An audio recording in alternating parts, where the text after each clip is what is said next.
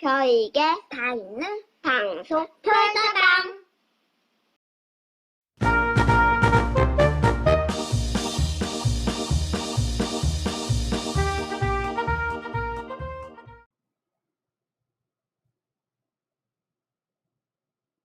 안녕하십니까. 이번 시간에는 계란유골이라는 고사성어를 소개하겠습니다. 계란유골은 우리나라에서 만들어진 고사성어입니다. 이 고사성어는 재수가 없으면 뒤로 넘어져도 코가 깨진다 하는 그런 우리 속담과 연관성이 있다라고도 생각됩니다. 글자 한자 한자 먼저 풀이하겠습니다. 개자는 닭개자입니다. 닭개자인데 이 닭개자가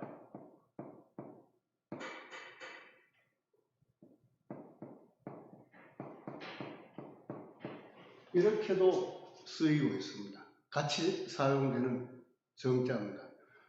우리나라에서는 세조자를 많이 쓰고 중국에서는 세추자, 이것이 세추자입니다. 세추자를 많이 쓰고 있습니다. 그래서 나라 한자가 같이 만들어졌지만 나라에 따라서 약간 다른 글자, 뜻은 같은데 모양을 달리하는 글자를 사용하는 경우가 있습니다. 자, 닭개자를 가지고 본다면 왼쪽에 있는 이것이 어찌해자입니다. 어찌해. 자, 위에 있는 이것은 손톱조입니다.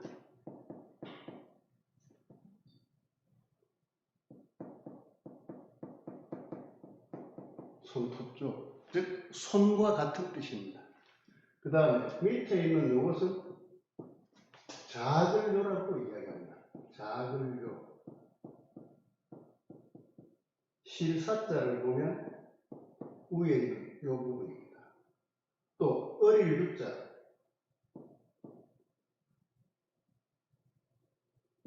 유자에 보면 작은 힘만 쓰는 것이 바로 어린애다. 어릴 유자입니다. 유치원 할 때 유자가 되겠죠. 자, 그래서 자글교는 실과 실이고 작은 것이 연결되는 것이 바로 실이다. 실사. 그렇게 이야기합니다. 그런데 이것은 실제로는 한자만 쓰일 때는 실사가 아니고 가는실명입니다. 가는실명. 이것이 두 자가 있어야지 실사가 됩니다. 실사. 그러니까 요 위에 있는 가는실명은 실사의 약자로 쓰인다. 이렇게 생각하시면 되겠습니다. 자, 그럼 어찌해자는 왜 이것이 어찌해자냐? 밑에 보면 손으로 작은 것을 잡을까, 큰 것을 잡을까, 어찌할까라는 그런 뜻을 담고 있습니다. 자, 집에 사이가 왔다. 사이가 좋으면, 착하고 마음에 들면 어떤 새, 어떤 닭을 잡겠습니까? 새를 잡는다. 어떤 닭을 잡느냐? 큰 닭을 잡겠죠. 사이가 마음에 안 들면 아마 작은 닭을 잡을지 모릅니다.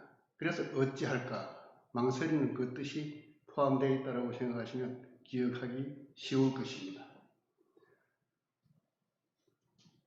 란자는 알란자입니다.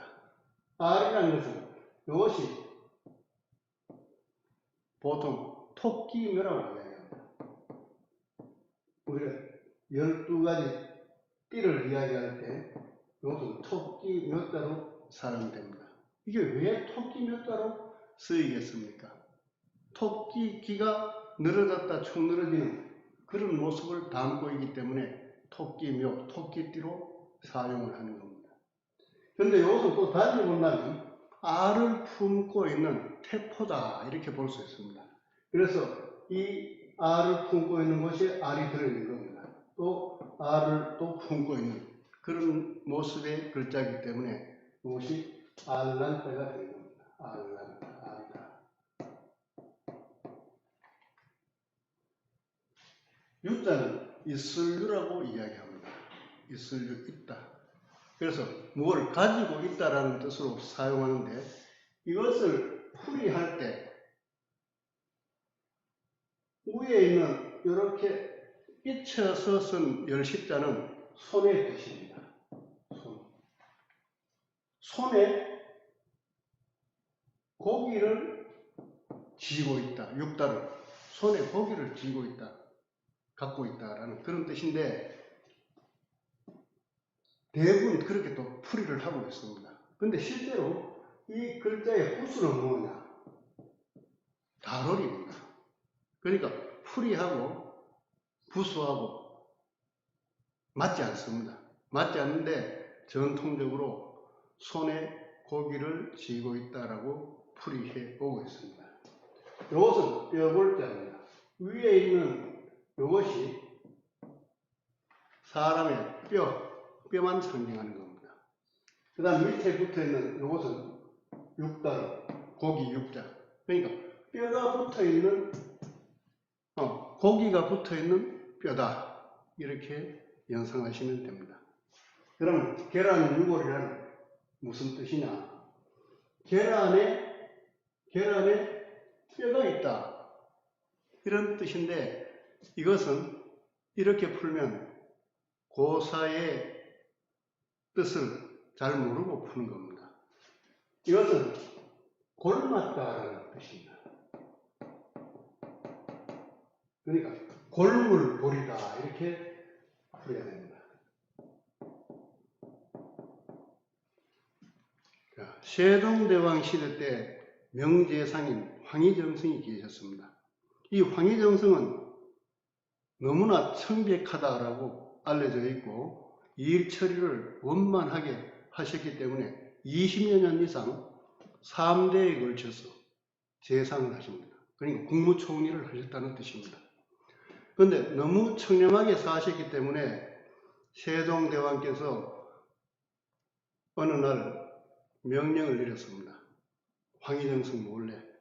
그래서 어떤 명령을 내렸냐?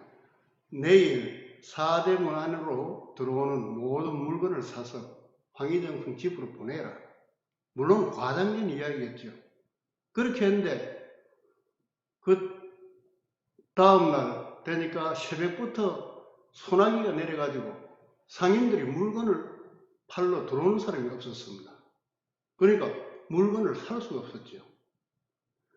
저녁 무렵에 한 상인이 계란 꾸러미를 가지고 들어왔는데 그것을 사다가 황희정승 댁에 갖다 드렸다는 겁니다.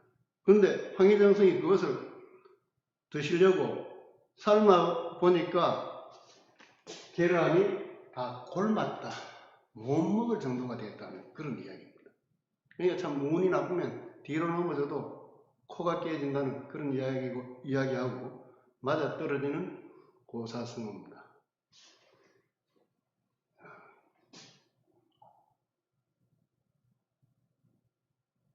우리가 살아가면서 황희정승처럼 평생을 정직하게 청렴하게 그렇게 살아갈 수는 없습니다.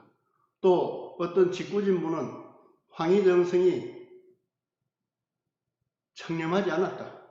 그 자녀들도 청렴하지 않았다 하는 그런 뒷조사까지 해서 발표하고 했지만 우리는 역사적인 사실, 이미 굳어진 사실을 너무 파헤쳐가지고 명성이 높은 황희정승을 깎아내린다든지 탓하는 이런 일은 삼가해야 될 것으로 저는 생각하고 있습니다. 그래서 우리나라에서 만들어진 고사성어, 계란은 이것은 황희정승과 세종대왕과의 좋은 어떤 인연을 담고 있는 고사성어라고 생각합니다.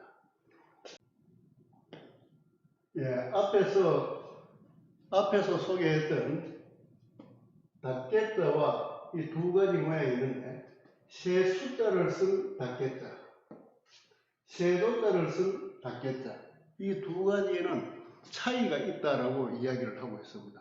그래서 이 모양의 글자를 보면 세 숫자는 세가 쪼그리고 앉아있는 그 모습입니다. 그래서 이것을 흔히 꼬리가 짧은 새다라고 구별을 합니다. 꼬리가 짧은 새. 새도자는 꼬리가 긴 새다. 이렇게 밑으로 나와 있으니까 꼬리가 긴 새다라고 이야기를 하죠.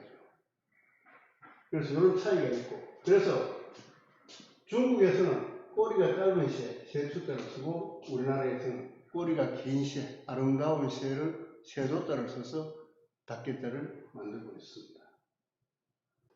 여러분들은 꼬리가 짧은 새 숫자를 쓴 닭개자와 긴 것을 쓴 새도자를 쓴 닭개자와 어느 것이 더 아름답다고 생각됩니까? 그런데 옥펜을 찾아보면 새숫자를 써서 만들어진 한자나 새도자를 써서 만들어진 한자나 이 구분이 없습니다. 꼬리가 짧아도 새숫자를 쓰기도 하고 꼬리가 길어도 새숫자를 쓰기도 한다는 것이죠. 그래서 여기에 너무 치우칠 필요는 없습니다. 치우칠 필요는 없고 새조자를 쓰기도 하고 새추자를 쓰기도 한다라고 생각해 주시면 되겠습니다. 앞에서도 말씀드렸지만 이것도 마찬가지입니다. 손에 고기를 들고 있다 했지만 실은 이 이슬루자의 부수는 다롤자입니다. 그래서 제가 한자 공부를 하면서 가장 안타까운 것이 뭐냐? 옥펜을 찾아보면 부수 이름이 통일되어 있지 않다는 겁니다. 민중서림에서 나온 옥펜도 보면 7천자가 실려있는 옥편, 16,000자가 실려있는 옥편을 봐도 부수 이름이 다르다는 겁니다. 완전히 틀린 것도 있습니다. 그런데 제가 전화를 했는데 이것을 고치지 않는다는 겁니다. 대표적인 것이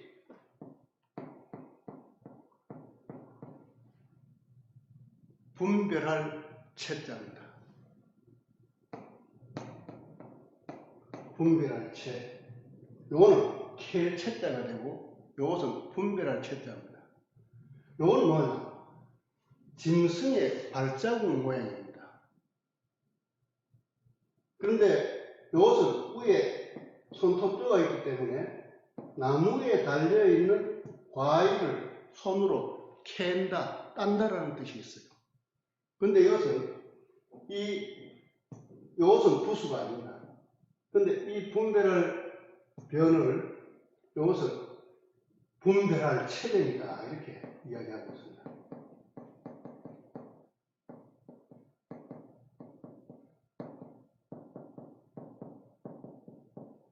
그래서 이것은 체가 아니고 그냥 분별할 변이다 라고 고치라고 전화를 해도 아직까지 안 고쳐지고 있습니다. 한 20-30년 전에 제가 민중서림에 전화를 했습니다. 그래서 이런 것은 자라나는 학생들 또 한자를 배우고자 하는 사람들을 위해서라도 바로 잡아줘야 되는 겁니다. 이것은 짐승의 발자국. 그러니까 옛날 사람들은 살아가면서 띄엄띄엄 살았기 때문에 내 집에 밤에 어떤 짐승이 왔다 갔는지 그것을 잘 살펴야 된다는 거죠. 무서운 짐승이 지나갔다. 그러면 울타리도 더 튼튼하게 해야 되고 조심도 해야 되겠죠. 바로 그런 뜻이 담겨 있는 글자가 바로 분별할 변입니다. 그런데 이것을 분별할 체라고 하면 안 됩니다. 그리고 또 이 켈체자가 바로 분별할 변 1획에 이 켈체자가 들어 있습니다. 그래서 저는 이 분별할 체도 켈체자도 아주 억울한 한자다. 제부수를 찾아가지 못하는 한자다라고 보는 겁니다. 왜냐? 이 켈체자는 손톱조가 부수가 되든지 나무목이 부수가 돼야지 되는 것인데 분별할 변에 넣어놨습니다. 이것을 본다면 한자를 만든 중국에서부터 일어난 것이 잘못되어 왔다는 것을 볼 수 있는 겁니다. 우리가 틀린 것은 고쳐야 됩니다. 완전히 다른데 그것을 앞으로 계속 이어가겠다 하는 것은 잘못된 것입니다. 이런 억울한 한자가 옥편에는 굉장히 많이 나타납니다. 앞에 세도자가 나왔지만은 이것은 가마귀 옷자입니다. 가마귀는 눈도 검기 때문에 점이 없습니다. 눈알이 없다는 거죠. 왜? 눈알도 검으니까 안 써도 된다는 겁니다. 그런데 가마귀가 분명히 어디에 해당이 되겠습니까? 세조자에서 찾아야지 세조자가 부수가 돼야 됩니다. 까마귀의 세 아닙니까? 그런데 까마귀 옷자의 부수는 불화, 연화가 불화가 부수고 세조자는 제부수의 위치에 있는 겁니다. 이러한 것이 앞으로 우리가 고쳐야 될 것이고 앞으로 제가 틈틈이 소개해 드리도록 하겠습니다. 오늘은 황희정성과 세종대왕 사이에 있었던 계란유골이라는 고사성어를 소개해 드렸습니다. 감사합니다. 좋아요와 구독 눌러주세요.